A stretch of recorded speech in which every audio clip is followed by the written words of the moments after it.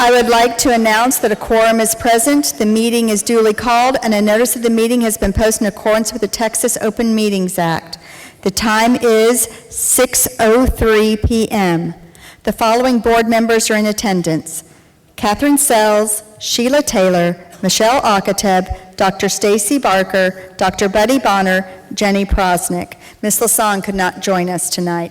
I've asked board member Catherine Sells to lead us in prayer. If you so desire, may you bow your heads with me. Dear Heavenly Father, I just pray tonight that all in this room will understand what the difficulties are and the challenges in these decisions. I just pray that we're filled with wisdom and compassion and patience as we listen to these sweet families that are here tonight and want to share their stories and share just what is on their hearts. I pray for our students. I pray that they are safe, supported, and encouraged no matter what the decisions that are made around them. And I just pray that our community comes together with understanding and empathy, and that we just try to lift each other up and work collaboratively to provide the best environment for learning, growth, and well-being. May strength, hope, and unity guide everyone, and especially those seated at this table alongside me through these times, and that we will see a resilience in all as we move forward in the days ahead. In Jesus' name, amen. Please join us in the pledges of allegiance and the Texas Pledge.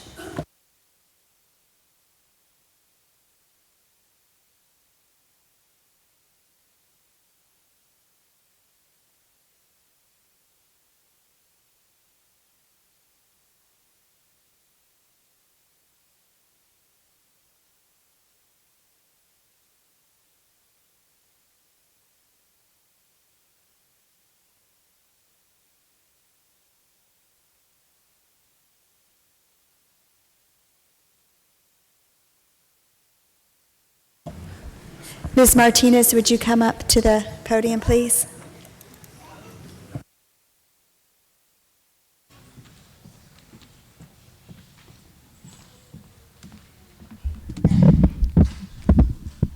Good evening. My name is Liliana Marquez, and I am the EV Administrator for Lewisville ISD. Buenas noches, mi nombre es Liliana Márquez y yo soy la administradora del programa Dual IDE de CEL. Si algún miembro de la comunidad necesita traducción para hacer su intervención o sus preguntas, yo voy a estar disponible en el bordecito del auditorio para que ustedes por favor se sientan cómodos de buscarme y yo con mucho gusto les ayudo a traducir al español.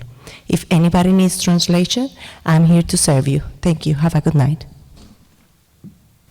Thank you, Ms. Martinez. The next item on the agenda is a presentation on the boundary line adjustments and school retirements for the Colony High School feeder. I understand that the administration has a presentation this evening. Following that presentation, we will move on to the next item, which is public comment and receipt of information, feedback from you all. Dr. Rapp.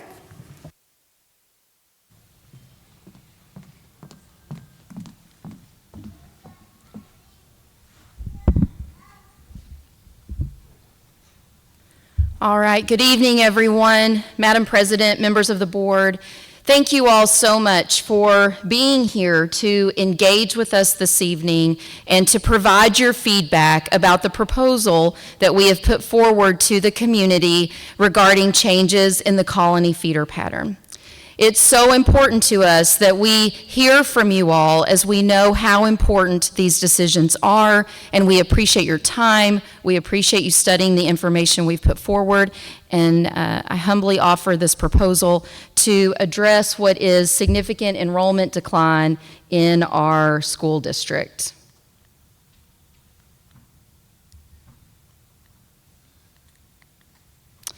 All right, so when we talk about the proposals that we have put forward to the community, all of these proposals address, as I said, the enrollment decline that is happening in each of our 5 feeder patterns. Our district-wide enrollment peaked in about 2016-17 at 53,000. And we are now currently a district of 47,000 students. And as our demographer reported, even as recently as Monday night at the board meeting, we will stabilize over the next 10 years now at about 44,000 students. And so, unlike when the district was fast growth in the early 90s and the 2000s, when the district is buying land and building school buildings and adjusting boundaries in order to fill up those buildings that they've just built, our district is now on the other end of that continuum. And so we are now having to go back and take a look at all of these buildings that were built during that fast growth period. Is all of that space what is needed today to meet the needs of 47,000 students, and ultimately looking forward and looking ahead to meet the needs of 44,000 students? This proposal also takes a look at campus projected utilization and the amount of space that we have in all of our neighboring schools in a feeder pattern. We know ultimately across our district that when you reach a certain point in enrollment, over about 550 students at an elementary school, you get additional specials rotations, you get additional staff, you get additional counselors, and many of our school buildings that now hold 300 to 400 students, or even as low as 200 at one time, had some of these resources when their enrollment was higher. We also know that with the current economy and as inflation rises, that we have to consider the operating cost, as we are an organization that's funded based on our enrollment. So the amount of funding that the district had when we were a district of 53,000 is very different than the amount of funding that you get when you're 47,000 or 45 or 44,000. And then ultimately, we know that our school board has options available to them when school buildings are retired. They can repurpose those buildings, they can lease a building, or they can ultimately decide to generate additional revenue for the district by selling the building and or selling the land. So we're going to take a look first at the school retirement proposal, which would be the retirement of BBON Elementary. The retirement of BBON Elementary impacts the neighboring schools of Etheridge, Peters Colony, Morningside, Kamey, and Memorial. BBON Elementary has currently 273 students with a maximum capacity of around holding 700 students. In the early 2000s, BBON had a student enrollment of over 500 students, and as I shared, it now has 200 zone students. When you go to review spaces that are available in our buildings, the amount of optimal capacity space that we have is impacted by the special programs that we have on campus, along with, as our enrollment has declined in our buildings, classrooms that once held 22 students and were a grade level classroom have begun to be used in different ways. And so as we go back and review what is possible for our buildings to hold, you will see that Etheridge will hold up to 700 students, Peters Colony will hold up to over 1,000, Morningside over 700, Kamey over 800, Memorial over 900, and Lakeview Middle School will hold anywhere between 970 and 1,150 students. Additionally, one of the things that we're having to consider as we consider the efficiency assessment scores from our Community Efficiency Committee process is the current enrollment at Lakeview is 419 students, and over the next 10 years is forecasted to be between 383 or around 447 students. So the boundary adjustments that we're talking about this evening also are to address the low efficiency assessment score that we have with Lakeview Middle School, as the projected enrollment of Lakeview would be 438, while a projected enrollment at Griffin is 662 students. So how would this impact Etheridge Elementary? The new projected enrollment with the boundary changes resulting from a retirement of BBON would have 446 students at Etheridge. The current enrollment at Etheridge is around 325. Any students who are currently zoned to Etheridge Elementary would stay zoned to Etheridge. In the early 2000s, Etheridge had over 500 students, and it currently has 285 zoned students. Students who are currently on a transfer to BBO and elementary school in this proposal would be provided a transfer space at Etheridge Elementary. If a family did not want to accept that transfer space to Etheridge, then they could apply to transfer to a different school as well, or return back to their zoned neighborhood campus. Students who are rezoned from BBO into Etheridge would then go on to Lakeview Middle School. This school at Etheridge has additional support programs through our Communities and Schools North Texas program. How would these changes impact Peters Colony? Peters Colony would have a new projected enrollment of 663 students. It has a current enrollment of just over 600. Some students who currently attend Peters Colony in this proposal would be rezoned to Etheridge Elementary, which also feeds into Lakeview Middle School. That neighborhood is circled on the chart, on the graph, on the map there. This is a neighborhood east of 423, but north of North Colony Boulevard. Students who are rezoned from BBO into Peters Colony would be zoned for Griffin Middle School. In the mid-2000s, Peters Colony had over 731 zoned students, and today it currently has 310 zoned students. Peters Colony already currently has an additional specials teacher, and with this additional enrollment at Peters Colony, they would be eligible to receive as well an additional assistant principal. Peters Colony also has an additional support program through Communities and Schools North Texas. Any students who are currently in 6th grade at Griffin that in this proposal would now be in an area that's rezoned to Lakeview would be able to request a transfer in order to continue attending Griffin.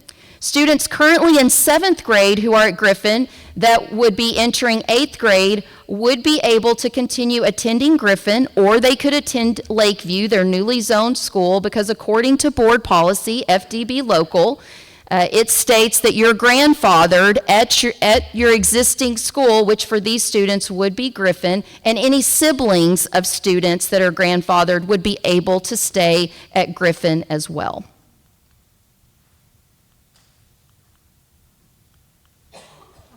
How would these proposed changes impact Morningside Elementary? The new projected enrollment of Morningside would be 400 students. It has a current enrollment of 333 students. Current Morningside Elementary students that are in the neighborhoods that are circled there on the map north of 121 would be rezoned to Kamey. In the early 2000s, Morningside served over 600 plus zoned students, and it currently has 255 zoned students today. Students who are rezoned from BBO into Morningside will ultimately then be zoned for Griffin Middle School. How would these proposed changes affect Kamey Elementary? Kamey Elementary's new projected enrollment would be 558 students. Their current enrollment is 428 students. When looking at the classrooms at Kamey, we were able to take additional classrooms that would be able to be used for grade level classrooms now, and so it would have a revised optimal capacity of 724 students. In the early 2000s, Kamey had 500 plus zoned students. It now has 289 zoned students. Kamey Elementary does have additional support for students through Communities and Schools North Texas, and no existing Kamey Elementary students would be relocated as a part of this retirement proposal. We know that our district is home to many wonderful special education programs, and we know that the staff and students in our special education classrooms have a very unique bond as well. And we, as a district, at different times, it is not uncommon for us to face circumstances where we have to relocate special education programs or pre-K programs from year to year. And that will have nothing to do with a retirement when that happens. The program is relocated, the students and the staff are relocated together at the new location. In this retirement proposal for BB Owen, we would be relocating the 3 comm classes to Kamey Elementary. We would be relocating the ECSE co-teach programs to Peters Colony Elementary, and we would be relocating 1 pre-K program to Kamey Elementary. So when you take a look at the overall feeder map for the colony with this proposed retirement, BB Owen is the boundary up at the very top there, and you can see it's now divided between Etheridge, Peters Colony, and Morningside. And then I talked about the relocation of some of the Morningside students in that area that now are in yellow that would belong to Kamey Elementary School. The new resulting map for the middle schools, the green section now represents all of the students that would be zoned to Lakeview. The pink section represents all of the students that would be zoned to Griffin. There is one boundary adjustment proposal that we are also bringing forward, and this is to adjust the Memorial Elementary STEM Academy boundary. With changing the Memorial Elementary boundary, the new projected enrollment would be 686 students. This proposed change is in order to ensure that the enrollment at Memorial does not exceed Memorial's capacity. Memorial's optimal capacity is 900 students. The current enrollment is 742 students and is forecasted over the next 10 years to be between 822 and 835 students. Kamey Elementary has an optimal capacity of 724 students, and its current enrollment, as we said, was 428 students. So by making this boundary adjustment, it allows for the new Memorial Elementary to be, as I said, 686, which would be below that optimal capacity. So the neighborhood that is Meridian and Hidden Cove would be relocated to Kamey Elementary in this boundary adjustment proposal. Ultimately, as we have shown, we will put all of this information from tonight's listening tour on the internet. The boundary adjustment and school retirement proposal, of course, has been on the internet for all of you to study, and again, thank you for studying it in advance of tonight. We will post this presentation on the internet, and we will also be posting a response to the comment and feedback and questions that we received this evening as well for the whole entire community to see. And with that, Madam President, I'll close my presentation. Thank you, Dr. Rapp. Public comments are next on the agenda. The sole item on our agenda today relates to the potential boundary line adjustments and school retirements in the Colony High School feeder. We are here to listen to your feedback and input about this specific topic. Comments on other topics or about potential changes in other high school feeders will not be permitted at this meeting. We're here to listen to you, but please understand that we are not able to respond directly to comments or questions posed by speakers. I know that many of you have stepped away from your evening responsibilities to be here and give your input, and we understand that your time is valuable. To ensure that we can get to each speaker within a reasonable period of time, the following procedures will apply for public comment tonight. Each speaker must have registered to speak online by 12:00 p.m. yesterday, Tuesday, November 12th. Speakers who registered online should have checked in with the staff by 6:30 p.m. and received an assigned number indicating the order they will speak. If you are here and you signed up to speak and you have not checked in, you have 8 minutes. I will call speakers up to the microphone in numerical order. This is the odd microphone. This is the even microphone. We will hear comments first on potential boundary lines adjustments. Once those comments are complete, we will hear comments on potential school retirements. Each speaker will be given 3 minutes to speak. When your number is called, please make your way to the front. We will call speakers up 2 at a time so that the next speaker is ready to move quickly to the podium when their turn comes. Please respect each speaker's opportunity to be heard and refrain from any disruption during or in between speakers. Return to your seat once your time has expired so the next speaker can get to the podium. Please limit your comments to the potential actions directly impacting schools in the Colony High School feeder. We ask you to focus on your campus only and refrain from disparaging or negative remarks about other campuses. Please be courteous and respectful to others in making your comments. And finally, and most importantly, we want to thank each of you for being here. The sole purpose of this meeting is to share information with you and to hear your input about these important issues. We love that you love your schools, and we are very appreciative of those who have reached out to the board and staff by email or other means to express themselves respectfully about these difficult issues. For each speaker, when you come up, please state your name. Speakers 1 and 2. 1, 2.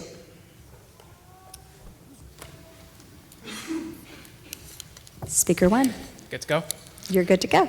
My name is Anthony Assad. I'm a community member in the Meridian neighborhood. I wanted to speak against the rezoning out of Memorial. We bought our house. We were promised that we were going to have a STEM academy next to us. And when it finally opened up, everybody in the neighborhood was excited. And to hear that that's going away is an extreme disappointment to everybody in the neighborhood. Not only that, I have an issue with how we in Meridian are being treated. The community has been around for maybe 15, 16 years. In that time, we've been rezoned about 4 or 5 different times.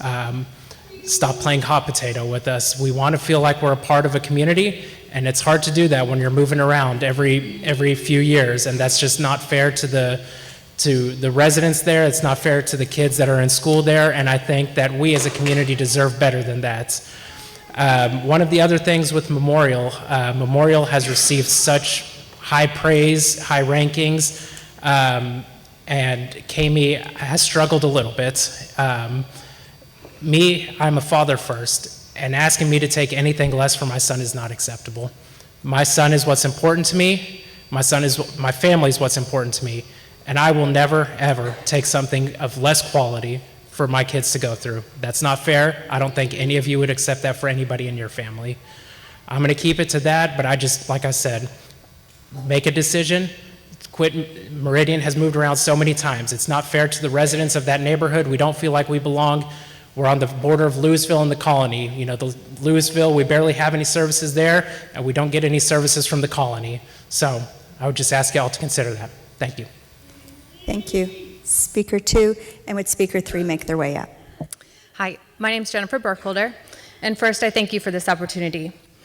I'm an industrial engineer, and so I focus on process efficiency and optimization, so I fully respect and understand the decision that you guys are faced with today. I'm just asking you guys not to make this decision for the Meridian neighborhood.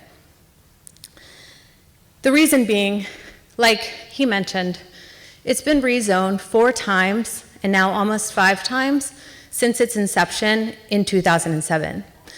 That means that it's been rezoned every 3.5 years on average, which guarantees that every elementary school-age child has to go to at least 2 different elementary schools. That also means that entering first graders at the time of rezoning would be required to go to 3 different elementary schools. And that's the history we've seen. So I'm asking for consistency this go around. I'm asking for the Meridian neighborhood not to be rezoned. Now you may say that your intention is to provide consistency moving forward, and I respect and I applaud that thought process. My request would be to consider that any successor in your position may also be considering a rezoning, and we have 3 elementary schools in equal proximity to this neighborhood, so any reasonable decision could be, again, to rezone. So if your intention is to offer consistency moving forward, I request that we offer that consistency now. Now, if the decision is to maintain the rezoning proposal for Meridian, my secondary request would be to maintain the busing for this neighborhood. And I don't believe that it's any budgetary significance because the Kings Grant neighborhood, which is our adjacent neighborhood, is the only neighborhood on that side of 121 that is still zoned for Memorial. So to add even a condensed stop or a centralized stop for the Meridian neighborhood would not be of significant budgetary assessment. Now, I realize that's up to you guys and not to me, right? So I'm asking you to consider that. On a personal note, my 7-year-old was recently asked by my uncle what his favorite class is in school. And he said engineering. That made my engineering heart really, really proud. And I ask that as part of this consideration, we're considering this neighborhood to provide that consistency that we have not seen historically, and also to maintain that excitement in STEM education that these kids have already got to ignite the passion for. Thank you. Speaker 3, and will Speaker 4 make their way?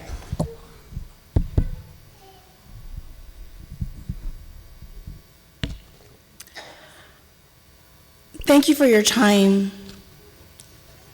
to allow me to speak today and express my thoughts around the rezoning. My name is Rabina Mukherjee, and I have a first grader at the Memorial STEM Academy. I reside in the Meridian subdivision, which is being impacted by this rezoning proposal. I want to start with ensuring everyone knows that I'm not using this platform for the benefit of just my child, but looking at this holistically for all the children that are currently at Memorial Elementary that are also being impacted by this rezoning. I have 3 main concerns, 2 main concerns and 1 a little bit more sensitive. First, the wellness of students who have been transferred from a school that they are familiar with will be disruptive, socially, academically, and emotionally. They are used to the curriculum and rubrics and tools to evaluate performance as part of STEM learning, as well as the environment of nurturing staff and support. In this case, transitioning to KAMI would mean starting over, which is detrimental to their well-being, causing setbacks and anxiety during formative time in their growth and learning, social connections, and overall mental framework. Second, I have learned through the rezoning that it does not impact outside transfers that are going into Memorial or have gone into Memorial, even if it means they are in those neighborhoods surrounding KAMI or even Meridian. This logistically doesn't resonate as much, as the rezoning should impact all in these zones, not just the ones that have had to transition in to engage in a better learning environment. There was a reason these families initially transitioned out, and that was to move to a different school, a STEM academy. It's difficult to understand how outside transfers are allowed to stay while those who were initially zoned to Memorial need to leave. There are boundary issues. Neighborhoods that are just a block away are able to stay on this side of 121. So it doesn't resonate with me well, and I would like to learn a little bit more why.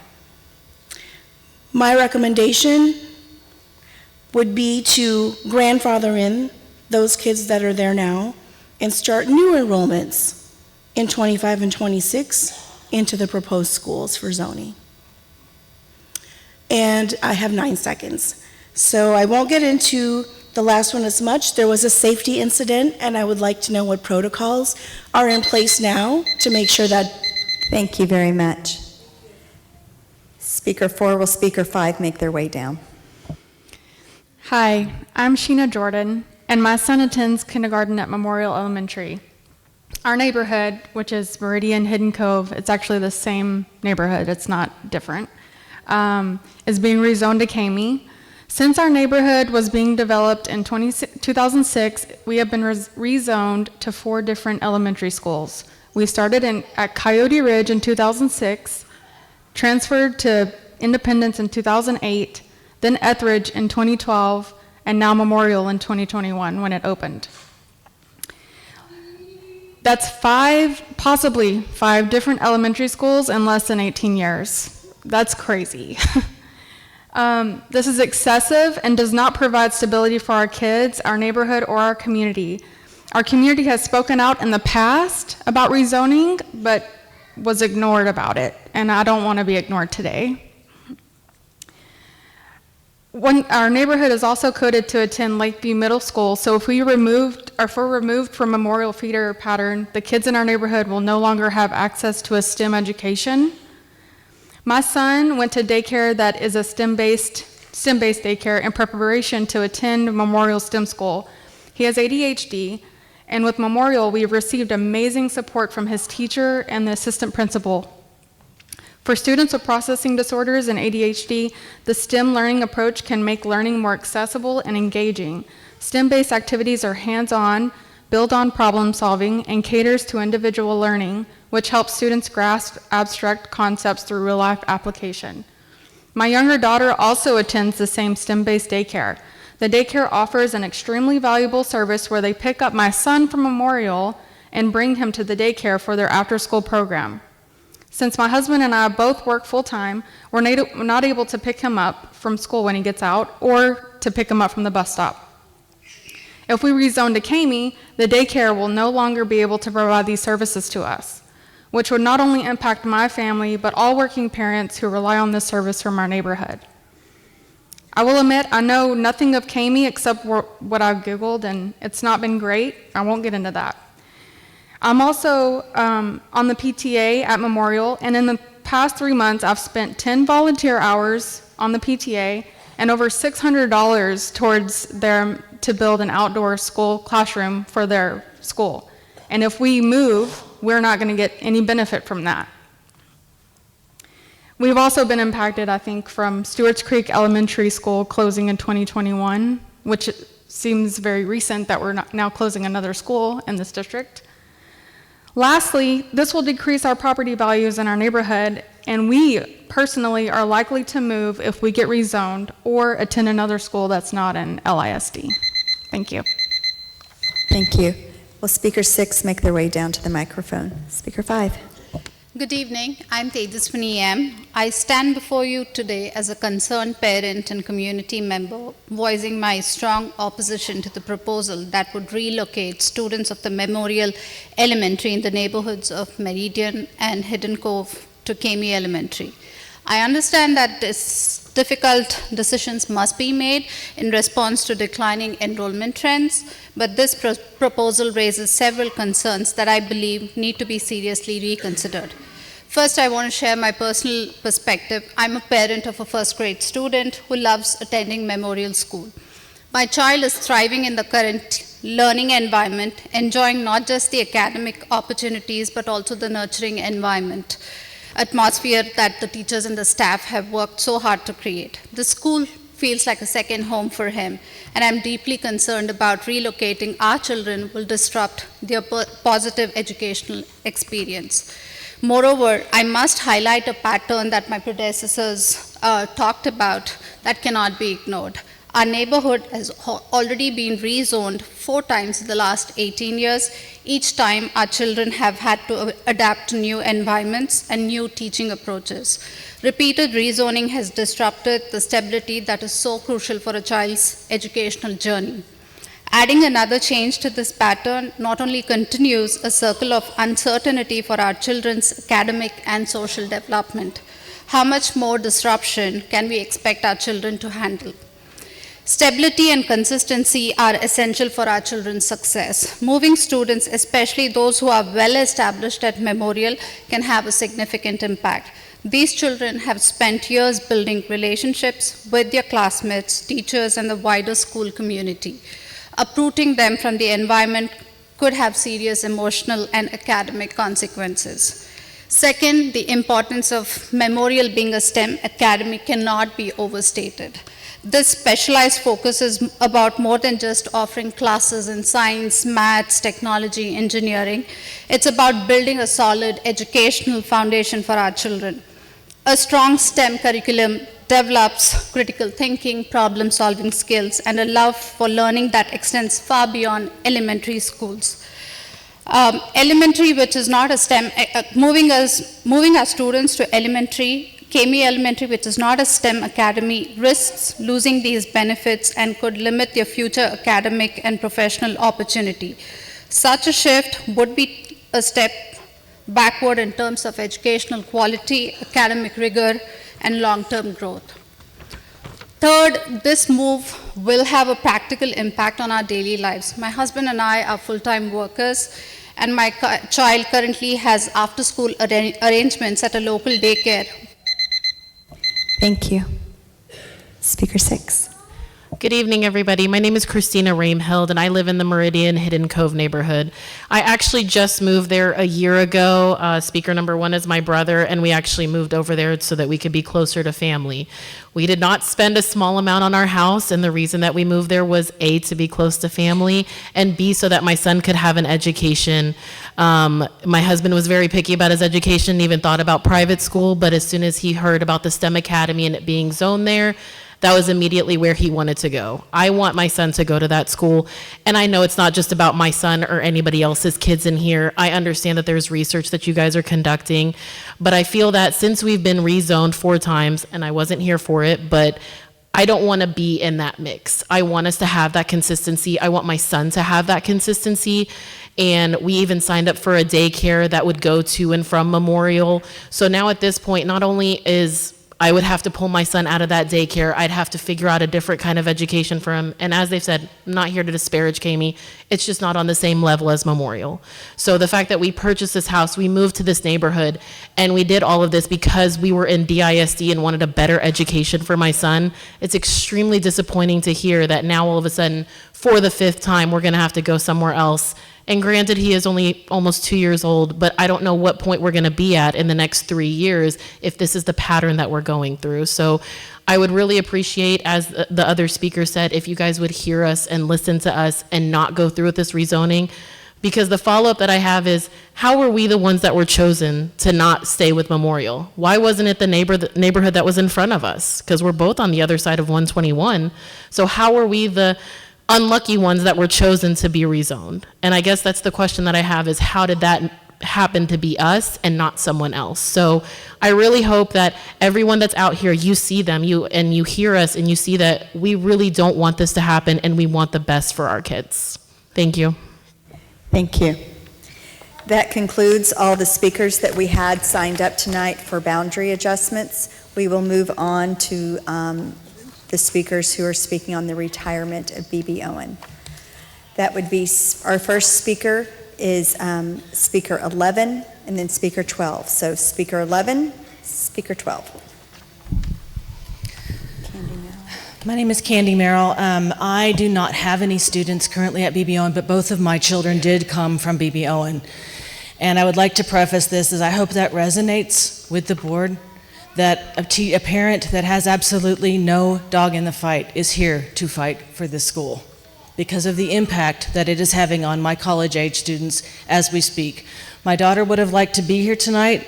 She is currently taking classes at North Texas to become a special ed teacher, which came from B.B. Owen and its influence. Her goal was to come back and teach at B.B. Owen. You will hear many sentimental statements tonight about how much B.B. Owen means to families, how much Coach Gary Cox influenced this town and its children. I agree with all of those statements. B.B. Owen should be left to stand as a memorial monument to this teacher whose impact is as palpable now, 5 years after his passing, as it was during his years of teaching. However, I'm an accountant, I understand numbers. But I also believe that closing B.B. Owen could negatively impact the community in other ways. Rerouting these students to the remaining 4 elementary schools in the city would create crowded classrooms and stress on teachers. Students who normally have been able to walk to school would now be bused across the city. Their day would start much earlier. Studies show that putting children this young through long days is detrimental to their mental development and negatively impacts their chances of long-term academic success. We moved to the North Point neighborhood specifically to have a neighborhood elementary school, and I know of other parents who made those same decisions. BBON teachers would be routed to other schools as well. These teachers have served our community and call BBON their home. Many of them live near the school. Teachers already put in more working hours than most professions. This closure could potentially force some of them into a longer commute and make their working days that much longer. BBON serves a small, tightly knit area of the colony. It is the very heart of that community. Our kids grew up together, formed friendships with their neighbors that are still strong today.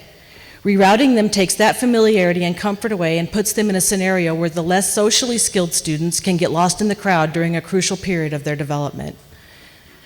Finally, BBON is set in a middle-class community.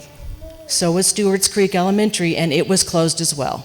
I see no evidence that the board has considered closing any of the schools in the more affluent neighborhoods. Why not close one of those other schools and route them to BBON? When I looked up at your numbers, they all seemed fairly the same.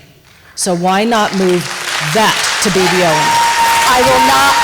BBON has a rich history. We are not going to do that. BBON has a rich history that easily identifies it as a landmark in this city. Please let it stand so future generations can say, once a Bobcat, always a Bobcat. Thank you.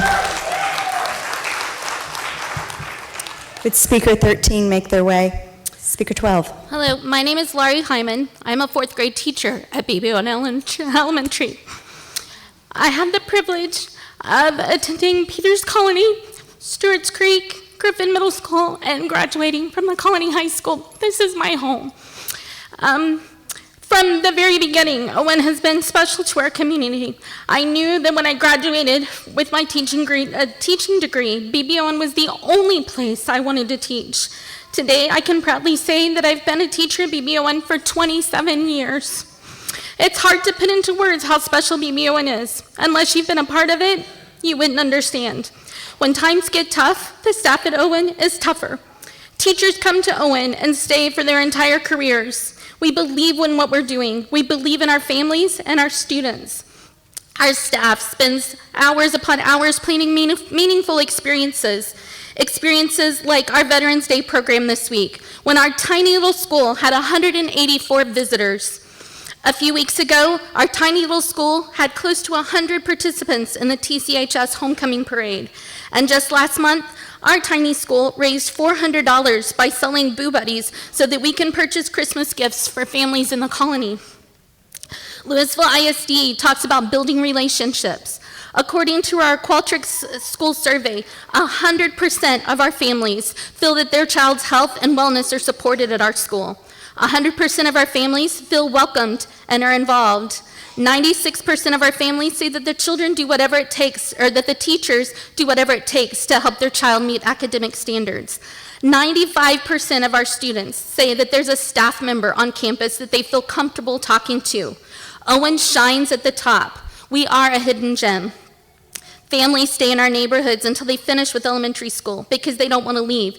They know they have found a special place. We have former students transferring from their students to Owen so that their child will have the same experiences that they did. We're now teaching second generation Bobcats, and what a privilege that is. I'm running out of time. So I just want to say that I do not envy your position. I know it's probably added a lot of stress to your lives too. And we at Owen just appreciate what you've done for us. And I'm just asking that you please examine the budget and make sure that there's no other option before choosing to retire BB Owen. For many of our students, school is their safe place. It's their home. They see smiling faces when they get there. You cannot put a price tag on students' education, their social emotional health, and their feeling of belonging in their future. Our students deserve our best. Thank you. Thank you. Speaker 14, make your way. Speaker 13. Good evening. My name is Katie Strange, and I thank you for opening your minds and hearts to hear from us. I've been a part of the BB Owen family for 15 years, and I have 3 sons who have attended BB Owen. My youngest is now a 4th grader. I've had the privilege of serving in many volunteer roles over the years. In January of 2023, my family had a house fire and lost everything. The way that this school responded to my family was unimaginable. From Ms. Metcalf in the counselor's office coordinating things to the office staff and every teacher and family that donated.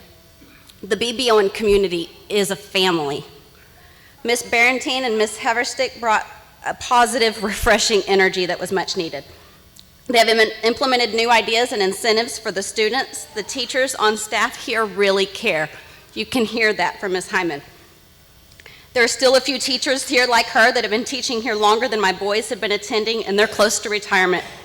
Many of the teachers themselves live within the school boundaries, and their children currently or previously attend BBON. I'm concerned that when our students are divided between schools, the transition will be hard on all the students involved. The sad truth is that we are a lower income school, and many walk to and from school and depend on those resources available. Being shifted to a further school with different socioeconomic enrollment will take a toll on some of these students. While most of the students and families at other schools would welcome with open arms, some may not. Regardless of the income, all children will be impacted when it comes to being separated from their friends they've had since pre-K. My other concern is that the number of students in the school will not balance out so easily as this plan suggests. We're going to have a transfer nightmare as students being rezoned, transfer back. The ones being closed from BBON are now trying to find where they're happy at. We're going to have a complete imbalance of numbers. While I appreciate that so much research has been done to gather the data needed to make the most informed decision possible, the committees were diverse and analyzed a lot of information, and I'm a person who loves numbers because you can't normally argue with them. And after looking at the data, I can kind of see where y'all are coming from. But what we need to understand is this is not about buildings and numbers. This is about families and communities. And BBON is a family. So before y'all make this rush decision to close next year, reevaluate things, see if there's any other option, see how the funding goes next year. Just please don't give up on our BBON family. Thank you. Thank you. Will Speaker 15 make their way down? Speaker 14. Thank you for the opportunity to speak tonight. My name is Jessica Weiser, and I am not only the proud parent of 3 children who attend BBON Elementary, but also a teacher at Griffin, the middle school this elementary feeds into. I have a unique perspective on how this school prepares its students, and I want to share why I specifically chose BBON for my children. As an educator, I understand how critical these early years are in shaping students' academic foundations, their love for learning, and their sense of self. That's why when it came time to choose a school for my own children, I knew BBON was the best fit.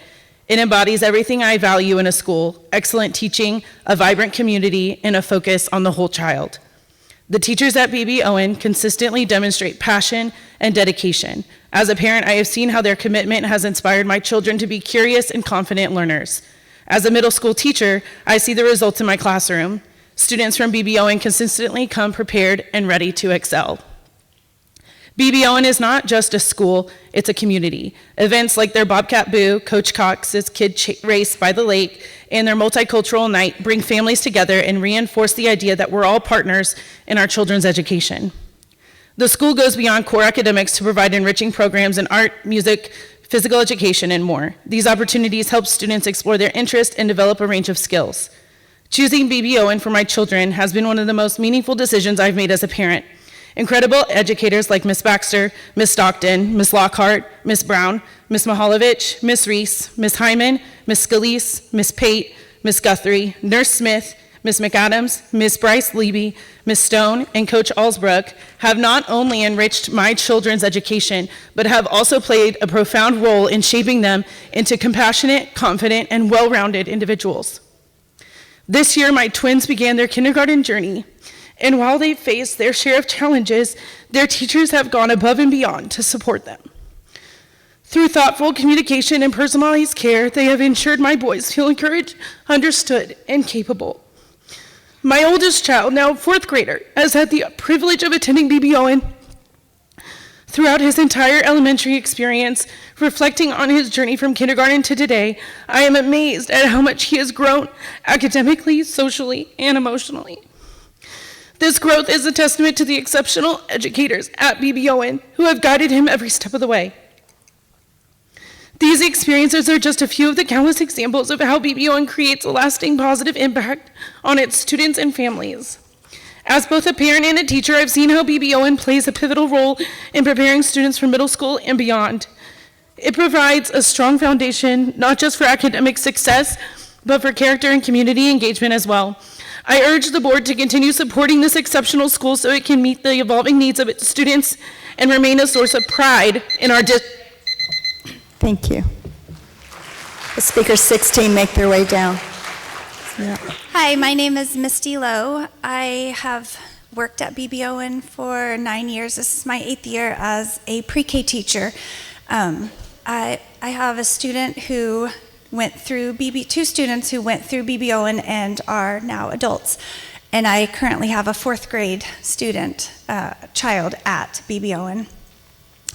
So lots of emotion into this school, so I kept to the facts of our pre-K program so that I wouldn't cry.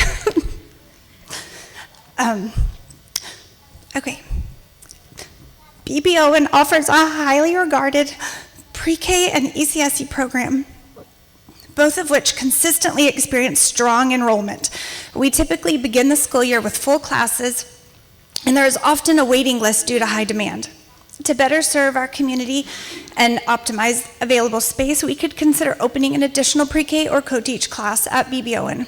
Also, bringing back tuition-based pre-K would generate some additional revenue while also providing a valuable resource for our teachers who have pre-K age children. Thank you. Thank you. Would speakers 17 make their way up? Speaker 16. Good evening. My name is Benjamin Porter. My wife Amanda and I are the proud parents of 2 daughters at BB Owen. Amanda's the PTA president. Both of us serve on the school's building leadership team. I served the district on the One Vision Task Force last year and on the Community Efficiency Committee this year, which ultimately led us to this moment. We're both also lifelong LASD members, graduates ourselves, with family who taught in and retired from the district, and we're homeowners in the colony. So saying we're emotionally and financially invested is an understatement. We're committed not just to LASD's current success, but to its long-term legacy. However, as we discuss the future of the school, I know we need more than emotion. We need facts, solutions, and a plan. Let's start with the latest numbers. The TC feeder pattern already lost Stewart's Creek Elementary just 3 years ago, leaving us with fewer elementaries than any other feeder pattern. Despite currently being the smallest feeder pattern in the district, we're also the only feeder pattern projected to see growth in the next 5 to 10 years. Zonda, the district's demographer, just gave their latest report 2 days ago. Currently, we have 800 fewer elementary students than the Flower Mound feeder pattern, but in the next 6 to 10 years, we'll be within 200. That's a projected net increase of 600 students relative to Flower Mound. If trends continue, the colony would overtake Flower Mound within another few years after that, and it could always be sooner. If we retire an elementary campus, the colony will almost certainly see demand for another elementary school before long. So why would we consider closing BB Owen now?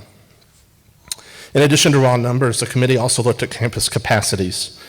Based on the Zonda report from Monday, the optimal elementary capacity, with campus retirements included, for the colony would be at 86% in the next 5 years and increase to 92% in the 6 to 10 years beyond, higher than any other feeder pattern. Even without a campus retirement, the colony would still remain above Flower Mounds with a campus retirement in the 6 to 2 year forecast, 76% versus 70%. There are logistical concerns as well. BB Owen's location means that one change doesn't just affect that zone, it's a domino effect for the whole city. When Stewart's Creek closed, Etheridge absorbed the entire footprint, but closing BB Owen would fragment the school's community with students being distributed across 4 different elementaries. Rather than risking closing a campus that we almost certainly will be needed again in the near future, I think we should explore other creative options, specifically for more aggressive lobbying with the Texas State Legislature for an increase to the basic allotment, and I would like to know more plans about that since it hasn't been increased since 2019. BB Owen's been a part of the colony since 1987. Closing it isn't just a blow to one neighborhood, it has a ripple effect on the entire city. And with forecasted enrollment, such a campus retirement would be premature at this time. Thank you for your time. Let's keep BB Owen open and thriving. Thank you. Thank you. speaker 18 make their way down, please. My name's Michael Broadus. I've been in the colony for 31 years, in the same house 31 years, with the same girl for 31 years. And I have put 3 children through BB Owen, 2 daughters, and my grandson is now going through BB Owen. BB Owen plays a strong, important role in our neighborhood. BB Owen serves a large area, including the new neighborhood to the north of the school. Many people walk to the school because it's located on a non-busy street. The large hiking sidewalk runs through the school campus. Lots of people use their bicycles and walk on that to get to the school. Traditions are important in families' lives. BB Owen is and has always been a wonderful tradition here in the colony. Please keep this tradition of teaching and family. It's rare to have a great thing that continues this long. Why would you end something that is successful as BB Owen? Thank you. Thank you. Speaker 19 make their way down. Speaker 18. Good evening. My name is Leslie Chapin, and as a former student of BB Owen and a parent of current in-district transfers to BB Owen, I come before you today with a great deal of passion and concern, because BB Owen is a place that has shaped my life and now is helping to shape the lives of my 2 children. I was in 4th grade the year BB Owen opened, and so I dreamed of the day that I would get to take my kids there as well. And now that is in question, I've just been really hard-pressed to have conversations with them about what might happen and where they might go and things. And they both were very passionate about wanting to stay at their school because they feel safe and valued and heard, and there's no place that they could imagine that they would feel that safe. The school has provided a sense of security, joy, and opportunity, a sense of community that is invaluable. It can't be measured in test scores. It's, that's things that, you can't measure. I know the decisions are difficult and the financial pressures at play, but to consider the lives of the kids, they're not just numbers on a spreadsheet. I thank you for your time. Thank you. The next speaker, come on down. Good evening. Thank you to the board for allowing us the opportunity to gather and speak on behalf of the BB Owen community. My name is Kobe Pate. I'm the lead special education teacher at BB Owen. I myself am a product of LISD. I attended Morningside Elementary, Griffin Middle School, and I graduated from TCHS in 2008. I knew when I graduated from the University of North Texas that I wanted to come back and teach in my hometown and serve the community that raised me. I have now been a BB Owen Bobcat for 10 years, and I have served as the department head for special education for 7 of those 10 years. In addition to being a staff member, I'm the parent of a 4th grader enrolled on our campus who's attended since kindergarten, and I'll also have a kindergartner in the fall of 2025. In addition to that, I'm also a single parent, reliant on the relationships with other families and parents in our community that we've built. So I come to you tonight with concerns as both a staff member and as a parent. BB Owen's current demographic data shows that in addition to being a Title I campus, 28%, which is nearly a third of our population, receives special education services at our school. These are the students who require a higher staff-to-student ratio and have a much higher rate of success in those smaller classes like those found on our campus because they can receive more individualized instruction and attention.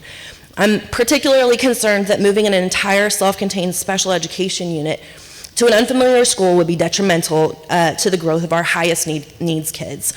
Our self-contained communication students would be the only ones moved to Kamey Elementary, whereas their non-disabled peers would go to Morningside or Peters. What would become of all of the social progress our communication students have made when they move to a campus where their social connections have disappeared?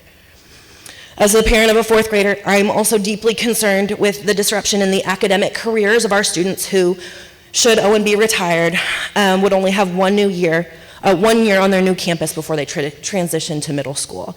This is the class of students that didn't have a status quo school year before the start of the chaos of COVID. They were the kindergartners that started at school in face masks and shields, or they were on a computer in a little pixel box on a screen with their teacher. Now we're faced with a new social unknown. We're moving to a brand new campus for only 1 year. By the time our students have the chance to build those new, their sense of belonging at a new campus, they're packing up to go to Griffin. And I worry that we had essentially, between COVID and closure, would be bookending their career at elementary with social disconnection, anxiety, and uncertainty. Despite my concerns, I know you'll make the decision that will ensure the best possible outcome for all of the students in our district and in our city. Thank you. Thank you. Would Speaker 21 make their way? You're up. Hi, I'm Michelle Westbrook. I'm the 5th grade teacher at BB Owen. I'm a mother of 4, 3 of which go to BB Owen. BB Owen is a Title I school, has provided my children with state-funded pre-K, free and reduced breakfast and lunch. They've provided all of my kids' school supplies when I could not afford it, and even big boxes of love packs to help restock our pantry in times of need. The way that the BB Owen staff has cared for me and my children has been life-changing, and I'm so proud to be a part of that family. I'm concerned about the BB Owen efficiency score. We scored a 0 out of 4 due to the age of our school and the operational cost in combination with our low enrollment rate. First, the age of our school is apparent, but despite the age of our school, it has been maintained by the most amazing custodial staff that I have ever met. They care for the school with a level of excellence that turns our building into a second home for our students and our staff. Many of the other schools in the area have had additions to their buildings and playgrounds that have been paid for by their PTA. We do not have those, and we cannot get a 100% score on those new additions for our efficiency score. Our furniture is original with the school, but a wobbly desk drawer has never held me back from teaching and caring for my students. I have 3 minutes, guys, hold on. We do not need new desks. We do not need new curtains for our stage to provide our students with what they need. Our students need regular meals. I keep food in my classroom from my own pantry to make sure that my students have breakfast in the morning, and a safe learning environment where they can overcome their learning boundaries, many of which are because they transfer from different schools. It is important to consider how resourceful BB Owen staff and families are. If the district would just take care of the necessities of our building, I am confident BB Owen teachers and family would take care of the rest.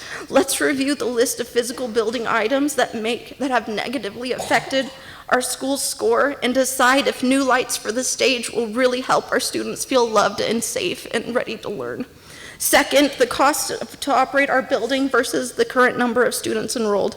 BB Owen is one of the larger elementary school buildings in the colony. We have a max capacity of 704 students, and yet due to our current school boundaries, we are only enrolled at 274 students. That means that whenever you divide the operational cost by the amount of students, we're at a staggering $1,651 per student. But why is our enrollment rate so low? It's because BB Owen's been left out of multiple rezonings. Thank you. Speaker 22. My name is Robert Binion. When I was reviewing the information on BB Owen, I noticed that it opened in 1987. That resonates with me because that was the year I started kindergarten in the LISD. It was in Flower Mound Elementary. My elementary experience was great, just like my son who attended BB Owen K through 5th grade. He would come home every day and tell me about his friends and his activities. Sometimes when he talked about his friends, he said he had special friends that had special situations that their teachers said needed extra love and extra attention. When he described these friends, what he was describing was outbursts and behavioral problems. The teachers at BB Owen told them they need to love them, not set them apart, not make them feel bad. That's when I realized the difference in his community and my community where I went to school was quite different. The average household income in the colony is $118,000. The area that feeds into BBON is far below that. Most of the parents in that area are pulling extra shifts, extra hours, and double jobs. That leaves no time for the emotional development of their children. That's where BBON comes in, and they are embracing and attacking this problem. Counselor Metcalf put in order the character program. This directly affects the emotional development of the children. BBON has partnered with the community to help raise the children. They're using Title I money for free lunches and free school supplies. This is something that is truly needed in our community, and I ask you not to look at the money spent on BBON as a deficit, but as an investment in our community and an investment in the colony. They say it takes a village to raise a child. This village needs BBON. Thank you. Thank you. Speaker 23, make your way. Sir? First of all, I'd like to say that none of us like change, and we all push back against change. And after seeing the data that you guys put forth with us tonight, it's pretty apparent that I feel like a decision's already been made. Sir, could you please state your name? My name's Brian O'Connor. Hi, everybody. Thank you. And, but yeah, I mean, we talk about tax dollars and things like that, and then you talk about consolidating students into one or smaller classrooms, and what happens with their education? What happens with some of the kids that need the extra help, that need the extra attention? Is the smaller classrooms not better for them? I know my daughter, who goes to BBO, and she even wrote a piece about it today. I hope you all understand that some kids need extra help in smaller classrooms because it helps us. The teachers there may be too many of us at BBO, right? I don't have a lot of statistics. I just know these women and these men have poured their hearts out into taking care of our kids, and I think it needs to be given a second thought. Thanks. Thank you. Speaker 23, Speaker 24, make your way down. Thank you. Good evening. My name is Desiree Binion, and I have been a resident in the colony since 2013. So has my family. Our son Cash attended BBO from kindergarten to 5th grade. Now he's at Griffin Middle School. I'm here to speak on behalf of some of our most scared and vulnerable students, families, the staff at BBO, and our community. Thank you so much for having this listening tour and for all the data and time you have invested in the LISD. Due to COVID, our teachers have been tasked with getting our kids caught up, and now our BBO and educators are tasked with repairing the stress and damage of potential closure while continuing to fight for their school that they and their students deserve to continue to go to. To say the least, this experience has been very traumatizing and stressful to so many. Closing schools equals simplistic and destructive to address the issue of low enrollment. They harm students, families, and communities. If closing BBON, then that will look like LASD doesn't respect us. If keeping BBON open, then that looks like LASD does respect us, to have an honest conversation and can help us come up with a better plan.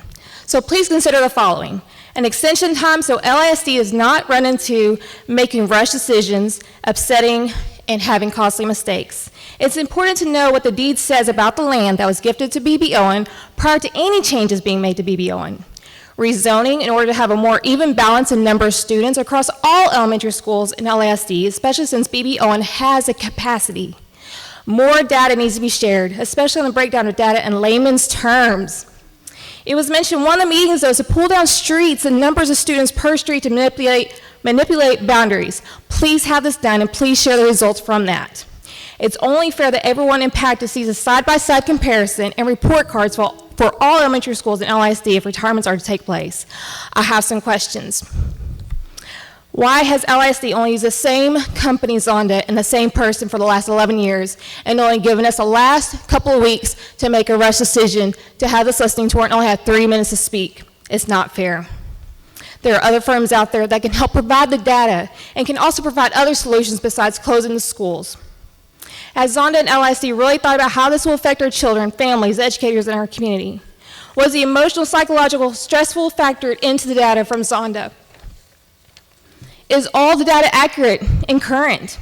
Have the children been talked to about this? What do they have to say about this? What do the children and families think of other schools that they may potentially have to be rezoned to? Any data on this, how this affects kids, families, educators, community on all levels? What's the feedback from other districts, communities that have been affected by school districts closures? How do we get our community more potentially involved in political and the funding that appears to be the driver?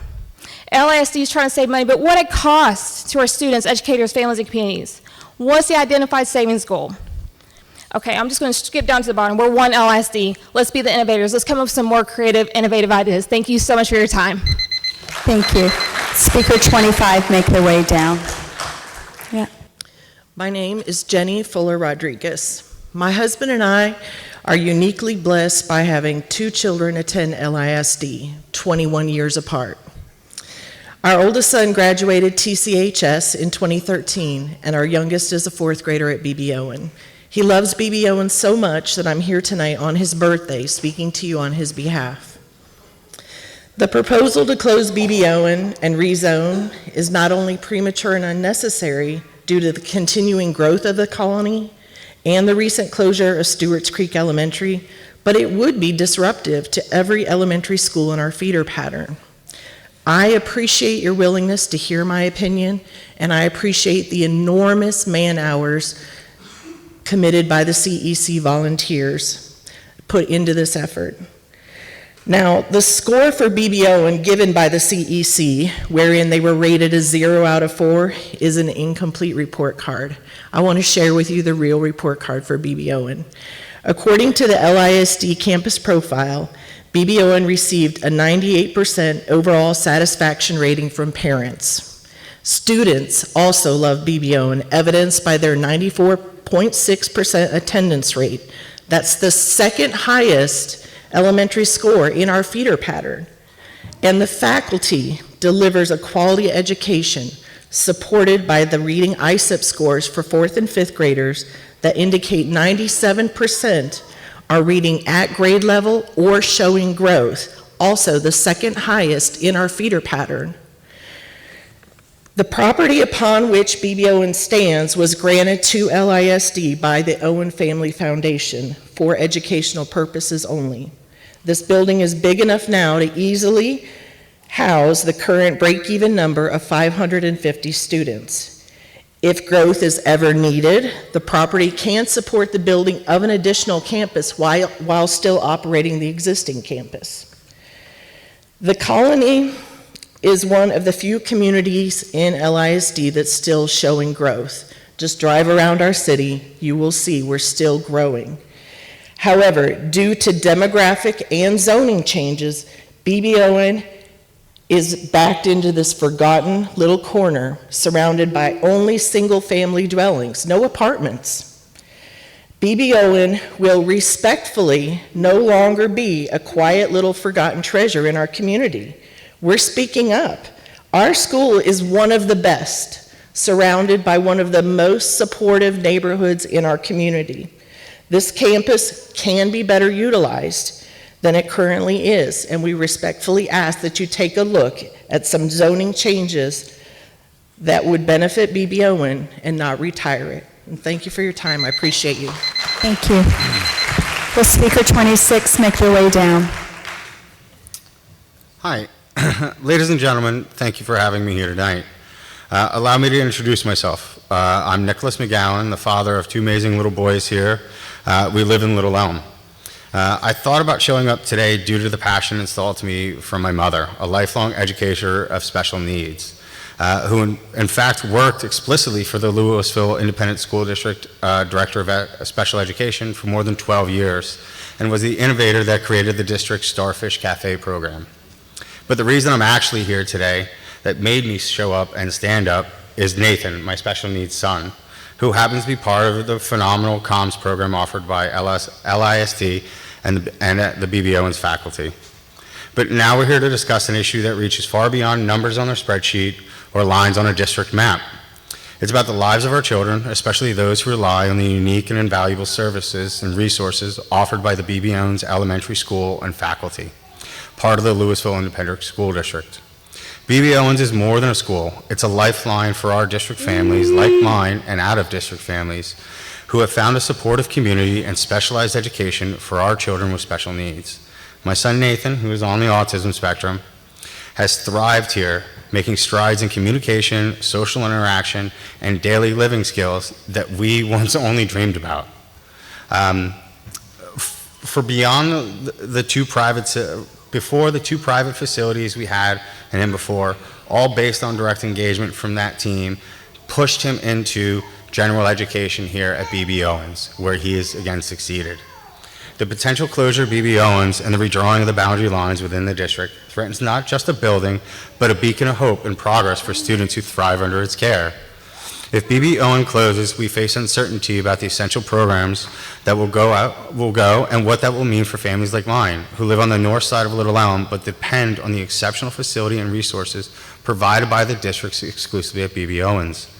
We must consider what this means for families who, like my ex-wife and I, have rearranged our lives, which includes our oldest son goes to Little Elm and is left each morning to finish getting ready for school by himself so we can get Nathan to B.B. Owens and access these services. The prospect of losing this school creates anxiety and uncertainty.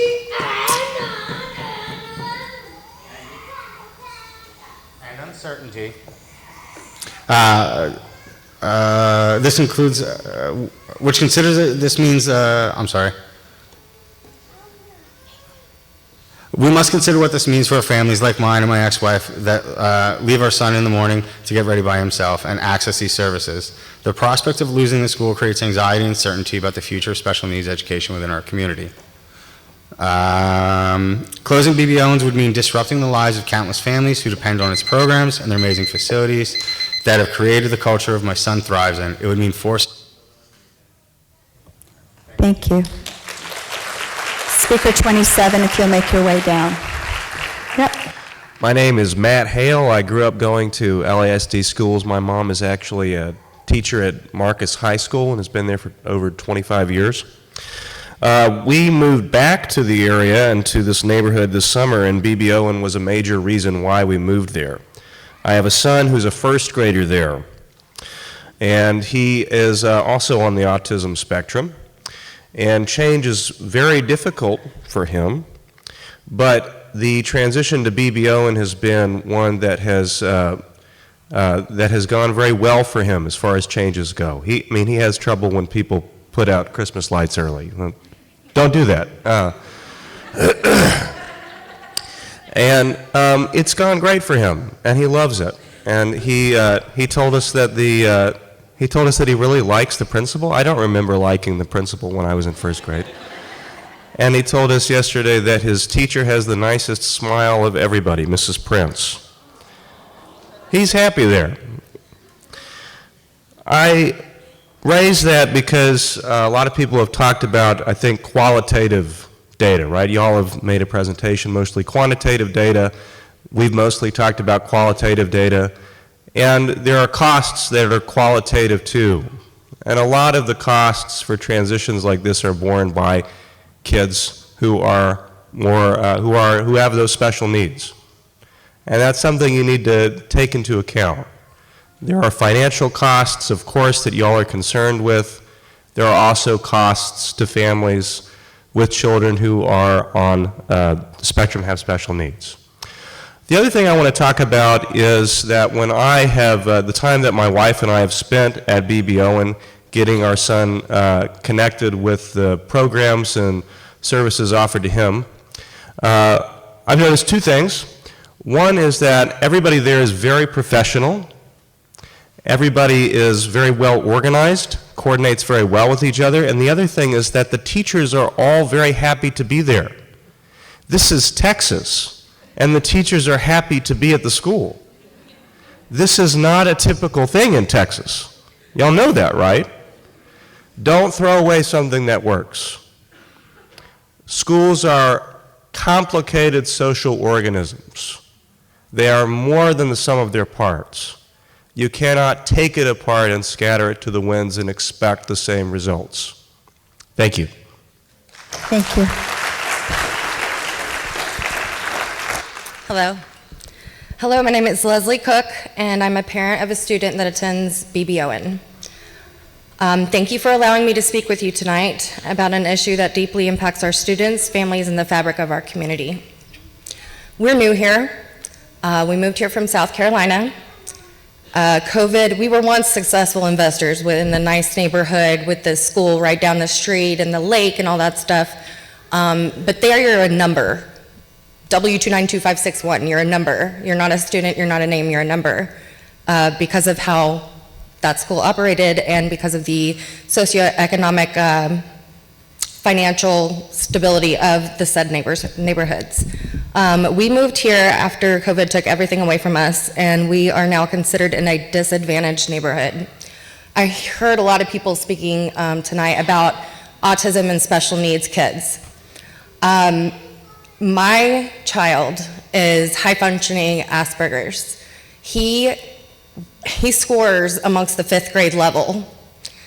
His only thing that he is working towards is the social aspect of, being friends and, talking and hanging out and stuff. And Miss Prince and Miss Barentine, they have been exceptional with helping him blossom in socializing, helping, helping him blossom in his confidence to be himself, even if the social thing is still being worked on. There's also the issue of equity and accessibility. Rezoning often disappropriately impacts our most vulnerable students. Many of our families rely on current zoning structure to provide their children with access to schools that meet their specific needs, whether it's proximity for walking, access to certain programs, or certain services. Changing that will create new burdens, both logistical and financial, that many families simply cannot change. The idea of retiring a school or shifting students into new boundaries may seem like a step toward efficiency. However, the cost savings and logistical conveniences do not account for the deeper, less quantifiable losses, the loss of a cherished community school, the breakdown of support networks, and the emotional upheaval of that our students will experience. Research consistently shows that students perform better academically and socially when they feel a sense of belonging. I'm not even close to everything I was gonna say, so I'm just gonna put some things in here. I wrote a thesis in college for my undergraduate over Freudian theory of psychoanalytic development. Children are still forming their core memories from ages 0 to 7. They're sponges right now. They need stability, they need love, and everybody deserves a fair chance at education. Thank you. That concludes all the speakers who signed up and checked in tonight. I want to thank everyone who spoke or submitted comments tonight. Your input is greatly appreciated by the board as we move forward. I understand that you want to hear from the board, and you will have that opportunity on December 2nd during our work session. Please note that this will be a regular work session where there will be discussion among the board members on agenda items and not a dialogue with the community. No decision will be made that night. I want to thank you for being respectful throughout this process. Nobody wants to close schools, and we understand that everybody loves their school. We aim to make decisions with the best interest of the whole district in mind. And with that, if there is no further business, this meeting is adjourned, and the time is 7:26 p.m. Have a pleasant evening.